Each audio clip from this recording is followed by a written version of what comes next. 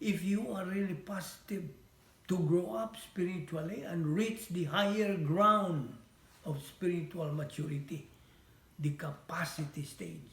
Imagine, when you reach capacity stage, na capacity to handle any kind of vicissitudes in life, bisag unsa pa, adversity ba o prosperity ba, you can handle it. You see? Relax yung ka, okay lang. O nag-experience ni Job. Just imagine si Job. Kinapaitan tong iyang giyagian.